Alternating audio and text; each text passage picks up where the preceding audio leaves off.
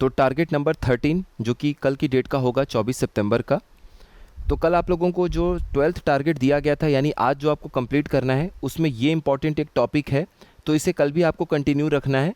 जिनका आज ये टॉपिक कंप्लीट हो जाएगा आप लोग प्लीज़ उसको रिवाइज कर लीजिएगा। जिनका कुछ भी रह जाएगा तो आप लोग कल उसे कंप्लीट कर लीजिएगा, क्योंकि ये वो ऐसा पोर्शन है जहाँ पे इन्वायरमेंट यानी पर्यावरण और ज्योग्राफी दोनों का मिलन होता है। और ये बहुत इंपॉर्टेंट टॉपिक है। यहाँ से एग्जामिनेशन में बहुत सारे सवाल पूछे जाते हैं, चाहे आपके रेगिस्तान पूछे जाएं, चाहे घास के प्रकार पूछे जाएं, उनके नाम पूछे जाएं, कौन सी जनजाति वहाँ पे रहती है ये पूछा जाए, या कोई जीव जंतु पौधे उनके नाम पूछे जाएं। तो ये बहुत इंपॉर्टेंट टॉपिक है, उसको आपको देखना है। यहाँ पर आपका कुछ ज्योग्राफी का भी नॉलेज इस्तेमाल होता है, पर्यावरण की दृष्टि से भी इम्पॉर्टेंट है, तो इसे आप अच्छे से करिए। जो बायोम है, जिसे हम दूसरे नाम से क्लाइमेटिक रीजन से भी नाम जानते हैं, जो जलवायु क्षेत्र हैं, तो ये सारे टॉपिक्स आप कंप्लीट करिए। ये कल भी आपको दिया गया था, तो इसे कंटिन्यू रखना है कल की डेट में।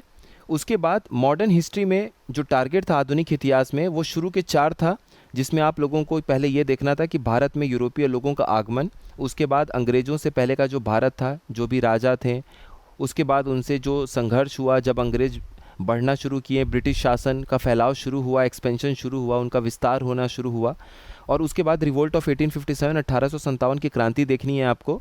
इनसे जुड़े हुए जो इंपॉर्टेंट सवाल हैं वो हम लोग अब देखना शुरू करेंगे। तो आप टॉपिक्स को पढ़ते जाइए, जो मोस्ट इंपॉर्टेंट क्वेश्चंस हैं उनको हम लोग डिस्कस कर लेंगे, तो रिवीजन आपका अच्छे तरीके से होगा, तो बहुत सारी चीज़ें आपको याद भी आएंगी।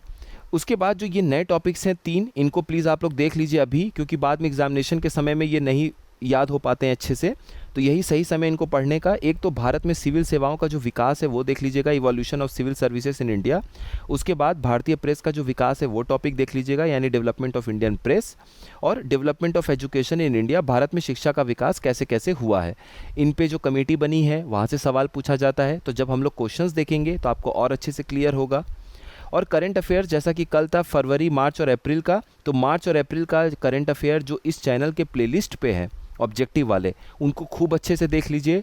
लगभग मार्च और अप्रैल मिला के 70-80 क्वेश्चन होंगे, तो ये 70-80 सवाल बहुत इंपॉर्टेंट सवाल हैं। आप उनको करेंगे तो आपको खुद समझ में आएगा, और बाकी जो भी आपका और सोर्स है उसको आप लोग पढ़ते रहिएगा। 1-2 दिनों में आप लोगों को, कुछ दिनों बाद आपको बता देंगे कि करंट अफेयर्स में बहुत ज़्यादा आपको परेशान नहीं होना है।